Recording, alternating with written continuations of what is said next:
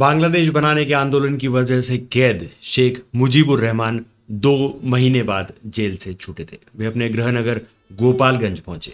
नदी के दोनों तरफ सैकड़ों लोग मुजीब का स्वागत करने के लिए खड़े थे। जैसे तैसे मुजीब घर पहुंचे तो उनकी मां ने उन्हें गले लगा लिया और रोने लगी। मुजीबुर रहमान की सबसे बड़ी बेटी हसीना 16 साल की हो चुकी थी। उसने अब्बा से बंगाली में कहा, अब्बा हमारा चाहिए बांग्ला जातीय भाषा होक, हमार सकल राजनीतिक बंदी दोरा मुक्ति चाहिए। यानी अब्बा हम चाहते हैं कि बंगाली हमारी राष्ट्रभाषा बने। हम चाहते हैं कि सभी राजनीतिक कैदियों को रिहा किया जाए।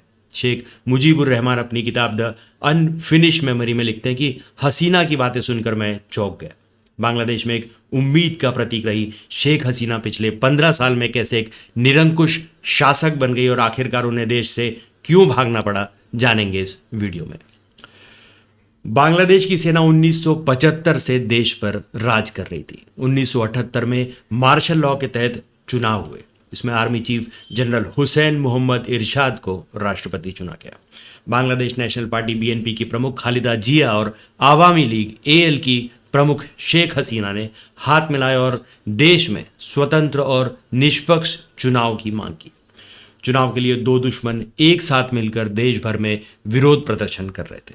आखिर 1990 में आखिरी में सैन्य तानाशाह जनरल इरशाद ने इस्तीफा दिया।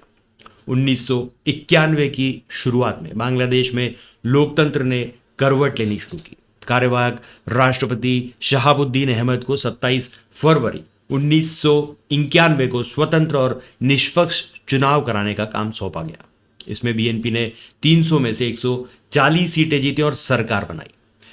शेख हसीना की पार्टी आवामी लीग ने 28 सीटें जीती और वो विपक्ष में बैठी।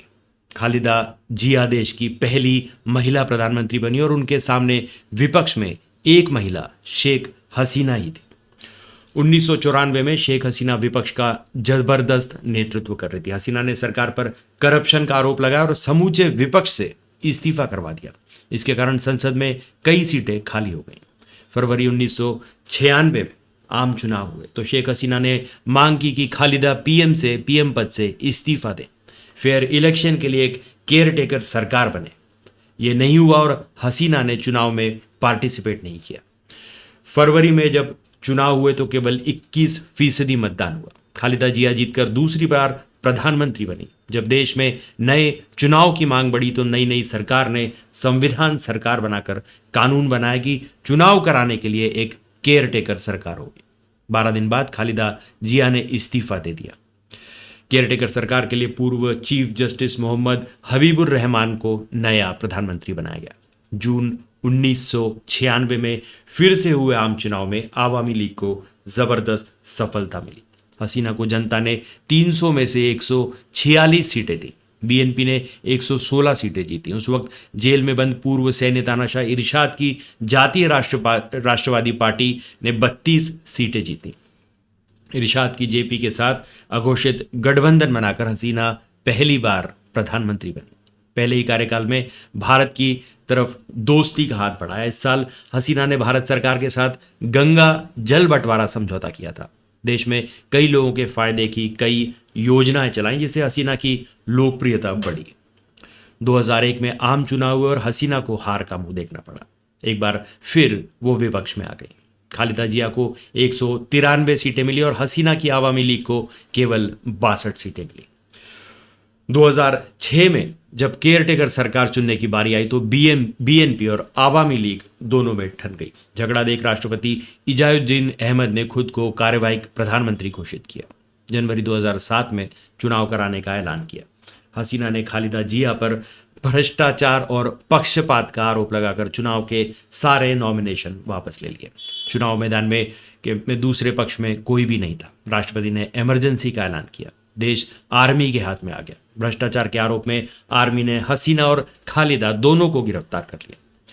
दिसंबर 2008 में बांग्लादेश में फिर चुनाव हुए। हसीना भारी जीत के साथ सत्ता में लौटे। इसके बाद उन्हें सत्ता पर अपनी पकड़ मजबूत कर ली, लेकिन उन चुनाव में धांधली करने के साथ साथ नेताओं और कार्यकर्ताओं को धमकाने कर भी उन पर आरोप लगते रहे। हालांकि हसीना के नेतृत्व में बांग्लादेश ने 2009 के बाद से बेहतरीन इकोनॉमिक ग्रोथ की।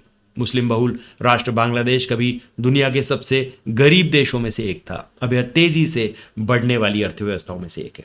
अब जनवरी 2009 से लगातार 15 साल तक बांग्लादेश की प्रधानमंत्री रहते हुए शेख हसीना ने कई ऐसे काम किए जिससे उनकी छवि बांग्लादेश की तानाशाह के रूप पर उभर कर आई।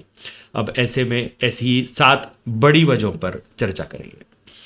पहली, चुनावों में गड़बड़ी, विपक्ष की आवाज दबाने का आरोप। टाइम्स मैगजीन के मुताबिक हसीना की आवामी लीग पार्टी के नेतृत्व में बांग्लादेश ने तानाशाही रुख अपनाया। 2014 और 2018 के चुनावों में गड़बड़ियां जैसे बैलेट बॉक्स से छेड़खानी और हजारों फर्जी वोट डाले गए। इसके लिए अमेरिका, यूरोपीय संघ समेत कई देशों ने इसकी निंदा की। इन दोनों ही चुनाव में हसीना ने जीत हासिल की। आलोचकों का कहना है कि जनवरी में हुई वोटिंग हसीना को तानाशाह बनाने के बराबर है। बांग्लादेश के विपक्षी नेता और पार्टियां सड़क पर प्रचार करने या मीडिया में अपनी बात न कह पाने की शिकायत करते हैं। उन्हें गिरफ्तारी, हमले या कानूनी चुनौती का डर सताता है। बांग्लादेशी में अमेरिकी राजदूत रहे पीटर डी हास कहते हैं कि स्वतंत्र और निष्पक्ष चुनाव के लिए सिर्फ चुनाव का दिन ही मायने नहीं रखता, इसके लिए पूरी प्रक्रिया और माहौल भी मायने रखता है। ह्यूमन राइट्स वॉच की Asia deputy director Meenakshi Ganguly कहती हैं कि बांग्लादेशी राजनीति में अक्सर सड़क पर हिंसा शामिल रही है। दूसरा मुद्दा, विरोधियों को जेल में डाला और उन्हें बदनाम किया। 2 बार की पूर्व प्रधानमंत्री और बीएनपी नेता खालिदा जिया को कथित भ्रष्टाचार के आरोप में घर में उन्होंने नजरबंद किया। अभी वो गंभीर रूप से बीमार है। टाइम्स मैगजीन के मुताबिक जिया को नजरबंद रखने के दौरान बीएनपी कार्यकर्ताओं पर 40 लाख से ज्यादा कानूनी मामले दर्ज किए गए, जबकि स्वतंत्र पत्रकार और सिविल सोसाइटी बदले का शिकार होने की शिकायत कर रही थी। बीबीसी की रिपोर्ट के मुताबिक साल 2014 का चुनाव जीतने के बाद शेख हसीना ने बीएनपी के नेताओं को परेशान किया और इसके गठबंधन सहयोगी जमाते इस्लामी पर प्रतिबंध लगा दिया। 2018 के चुनाव से पहले प्रमुख विपक्षी नेता खालिदा जिया को 5 साल की जेल हो गई और वो चुनाव नहीं लड़ सकी। इसका फायदा हसीना को मिला और वो सत्ता में काबिज रही। ऐसा इसलिए क्योंकि बांग्लादेशी कानून के तहत 2 साल से अधिक समय तक जेल में रहने वाला कोई भी व्यक्ति चुनाव नहीं लड़ सकता। बीएनपी महासचिव मिर्जा फखरुल इस्लाम आलमगीर कहते हैं कि सत्ताधारी पार्टी सभी सरकारी मशीनरी को कंट्रोल कर रही, चाहे वो लॉ एनफोर्समेंट एजेंसियां हो या न्यायपालिका। जब भी हम आवाज उठाते हैं वे हमें दबा देते हैं। आलमगीर पर हत्या समेत दर्जनों आरोप लगाए गए और वह कई बार जेल जा चुके हैं। बीते दिनों नोबेल शांति पुरस्कार विजेता और ग्रामीण बैंक के संस्थापक मोहम्मद यूनुस और शेख हसीना के बीच टकराव हुआ। हसीना ने यूनुस को खून चूसने वाला तक कहा। इस साल जनवरी महीने में चुनाव के कुछ दिन पहले यूनुस को श्रम कानूनों के उल्लंघन के लिए 6 महीने की जेल की सजा भी सुनाई गई। लोगों ने इसे बदले की कार्रवाई कहा। तीसरा आरोप, 30% कोटा देकर अपनी पार्टी के लोगों को नौकरियां दी। 2018 में सरकारी नौकरियों में ज्यादा रिजर्वेशन के खिलाफ छात्रों के विरोध के बाद हसीना की सरकार ने कोटा खत्म करने का फैसला लिया, लेकिन 5 जून को बांग्लादेश के उच्च न्यायालय ने कोटा बहाल कर दिया और फिर से विरोध प्रदर्शन शुरू हो गए। प्रदर्शनकारी छात्रों का तर्क है कि यह कोटा सिस्टम भेदभावपूर्ण है और मेधावी उम्मीदवारों को सरकारी पद हासिल करने से रोकता है। इसका फायदा हसीना की पार्टी के लोगों को मिल रहा है। दरअसल बांग्लादेश में कुल 56% आरक्षण तय था। इसमें 30% कोटा 1971 के फ्रीडम मूवमेंट में भाग लेने वाले परिवारों और रिश्तेदारों के लिए फिक्स था। इस मूवमेंट में भाग लेने वाले ज्यादातर लोग आवामी लीग पार्टी से जुड़े हुए हैं, जो हसीना की पार्टी है। इसके अलावा 10% कोटा पिछड़े जिलों के लिए है, 10% महिलाओं के लिए, 5% एथनिक माइनॉरिटी के लिए और 1% दिव्यांगों के लिए तय था। हिंसक प्रदर्शन के बीच 21 जुलाई 2004 को सुप्रीम कोर्ट ने आरक्षण 56% से घटाकर 7% कर दिया। इसमें से स्वतंत्रता सेनानियों के परिवार वालों को 5% कोटा और एथनिक माइनॉरिटी, ट्रांसजेंडर और दिव्यांगों को 2% कोटा दिया गया। सुप्रीम कोर्ट ने कहा कि 93% नौकरियां मेरिट के आधार पर मिलेंगी। चौथा आरोप, परिवार से जुड़े 17 लोग संसद में नौकर के पास 284 करोड़ रुपए की संपत्ति पाई गई। शेख हसीना के नेतृत्व में बांग्लादेश भले ही विकास की राह पर था, लेकिन उन्हें सत्ता में रहते ही देश में भ्रष्टाचार और परिवारवाद काफी फला फूला। वरिष्ठ पत्रकार सुबीर भौमिक लिखते हैं कि बांग्लादेश में भ्रष्टाचार हर स्तर पर व्यापक हो गया, चुनाव प्रक्रिया को निष्पक्ष नहीं माना गया, भाई भतीजावाद बढ़ गया। टाइम्स ऑफ इंडिया की रिपोर्ट के मुताबिक शेख हसीना के नेतृत्व में ही आवामी लीग के मिडिल क्लास नेताओं को धीरे धीरे हसीना के करीबी माने जाने वाले व्यापारियों के एक नए वर्ग ने बदल दिया। देश के कई सबसे बड़े डिफॉल्टर हसीना के सलाहकार या मंत्री बन गए। हसीना के परिवार से जुड़े 17 लोग संसद में थे। ढाका ट्रिब्यून के मुताबिक शेख हसीना के घर में पानी देने वाले नौकर जहांगीर आलम के पास 284 करोड़ रुपए पकड़े गए और एक प्राइवेट हेलीकॉप्टर और कहीं आने जाने के लिए वह इसी का इस्तेमाल करता था। इस पर हसीना ने कहा, मेरे घर पर काम करने वाला एक व्यक्ति आज करोड़ों की संपत्ति का मालिक है, उसने इतने पैसे कहाँ से कमा लिए? एक आम बांग्लादेशी को इतनी संपत्ति इकट्ठा करने में 13,000 साल लग सकते हैं। हसीना अक्सर अपनी पार्टी और सरकार को ठीक करने की बात करती थी। इतने लंबे समय तक सत्ता में रहने के बावजूद हसीना के विरोधी ने उन पर तानाशाही का आरोप लगाते हैं, उन्हें देश की डेमोक्रेसी के लिए खतरा बताते हैं। न्यूज़ एजेंसी एपी के मुताबिक बांग्लादेश में रहने वाले कई लोगों का कहना है कि मौजूद अशांति भी उनका तानाशाही और हर कीमत पर कंट्रोल रखने की भूमिका का नतीजा है। पांचवा आरोप, सिक्योरिटी फोर्स का गलत इस्तेमाल। 600 लोग गायब और सैकड़ों हत्याएं। जब भी हसीना ने उनसे स्ट्रैटेजी के बारे में पूछा गया तो उन्होंने जवाब दिया कि उनके राजनीतिक विरोधियों ने अतीत में उनके साथ बहुत बुरा बर्ताव किया। कहा जाता है कि अतीत में के इसी जख्म को भरने के लिए हसीना ने सरकारी सिस्टम और सिक्योरिटी फोर्स का इस्तेमाल किया।